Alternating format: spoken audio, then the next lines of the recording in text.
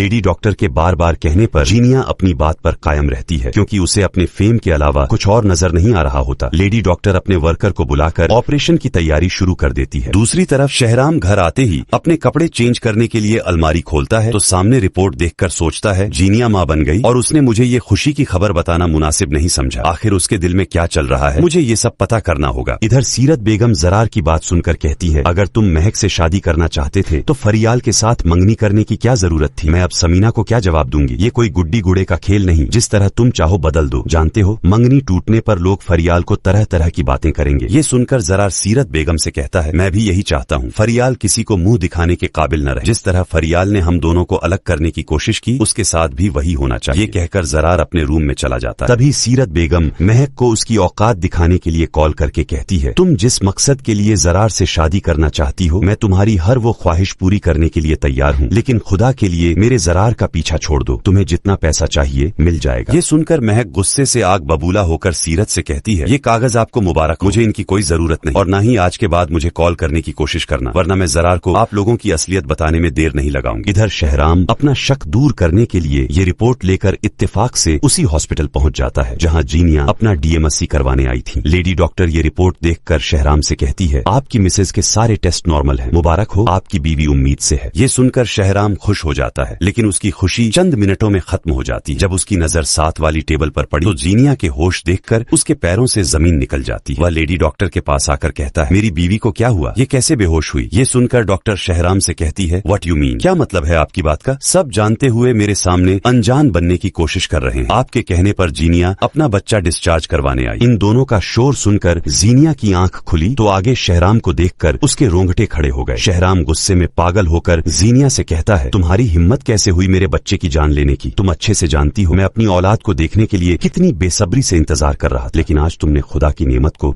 अपने हाथों से ठुकराने की कोशिश की। ये सुनकर जीनिया शहराम से कहती है, मुझे ये बच्चा नहीं चाहिए, क्योंकि मैं इंटरनेशनल प्रोजेक्ट पर साइन कर चुकी हूँ और कुछ दिनों में मुझे दूसरी कंट्री जाना पड़ेगा। मैं अपने काम में कोई रुकावट नहीं देखना चाहती, इसलिए मैंने ये सब किया। हो सकता है शहराम यहाँ जीनिया को थप्पड़ मारकर वापस अपने साथ ले जाए और इसके साथ अपना बच्चा खत्म होने से बचा ले। इधर महक अपनी माँ के पास आकर कहती है, आज के बाद जरार का नाम इस घर में किसी ने लिया तो मुझसे बुरा कोई नहीं होगा। महक का गुस्सा देखकर उसकी माँ हैरान हो जाती है। दूसरी तरफ फरियाल के कहने पर शांजे शहराम का ऑफिस ज्वाइन कर लेगी और जैसे ही ये बात जीनिया को पता चलेगी तो वह जाराहा को कॉल करके बताएगी, तुम शहराम और फरियाल पर नजर रखने के साथ शांजे पर गौर करना। ये लड़की किसी मकसद के लिए यहाँ आई होगी। मैं नहीं चाहती शहराम उसकी बातों में आकर मेरे साथ वो सब करे जो उसने पहले किया, लेकिन मुझे तो ऐसा लग रहा है शांजे जाराह को नंगे हाथों पकड़ लेगी जब ये फरियाल और शहराम की वीडियो बनाकर जीनिया को सेंड कर रही होगी। और ये भी हो सकता है शहराम जाराह की इन्हीं हरकतों की वजह से उसे ऑफिस से निकाल बाहर करे। इधर फरियाल की माँ की तबीयत पहले से काफी बेहतर हुई तो वह अपनी माँ को डिस्चार्ज करके वापस घर ले आती है।